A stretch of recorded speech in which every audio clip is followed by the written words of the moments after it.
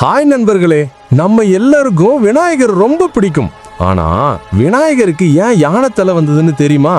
இதுக்கு பின்னாடி சிவனும் பார்வதியும் செஞ்ச ஒரு பெரிய லீலை இருக்கு. ஒரு நாள் கைலாயத்துல பார்வதி தேவி தான் குளிக்கும் போது தன் உடல் அழுக்குகளை எடுத்து அதுக்கு உயிரூட்டி ஒரு அழகான குழந்தை உருவாக்குனாங்க. பார்வதி, மகனே, நான் குளிச்சிட்டு வர்ற வரைக்கும் யாரையும் உள்ள விடக்கூடாது, குழந்தைய வாயில் காப்பாளராக்குனாங்க. அப்போ தற்செயலா சிவபெருமான் பார்வதியை பார்க்க உள்ள வந்தார். சிவனை யாருன்னு தெரியாத சிறுவன் அவரை தடுத்தான். உன் வேலையை பாரு சொன்ன சிவனையும் மறிச்ச அந்த பிடிவாதம் சிவனுக்கு கோபத்தை வர வச்சது. தன் மகன் என்பதை அறியாத சிவன் கோபத்துல அந்த சிறுவனோட தலையை வெட்டினாரு. வெளியே வந்த பார்வதி தேவி தன் மகன் செத்து கிடப்பதை பார்த்து தூயரத்துல மூழ்கினாங்க. தவற உணர்ந்த சிவபெருமான் தன் பூதகணங்களை எழுப்பி ஒரு உத்தரவு போட்டார். சிவன் உடனே போய் வடக்கு திசையில தலை வச்சு படுத்திருக்கிற உயிரோட தலையை துண்டிச்சிட்டு வாங்க.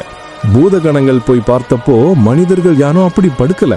ஆனா அங்க ஒரு யானை வடக்கு திசை பார்த்து படுத்திருந்துச்சு. அந்த யானையோட தலையை கொண்டு வந்து சிறுவன் உடல்ல படுத்தினார் சிவன். அந்த ஒரு நொடியில தான் யானை முகத்தோட நம்ம விக்னேஸ்வரர் உயிர் பெற்றார். அதுக்கு பிறகு சிவபெருமான், இனிமேல் நீ தான் இந்த உலகத்துல முதல் வணக்கத்திற்குரிய தெய்வம், விநாயகரை முழுமுதற் கடவுளாகினார்.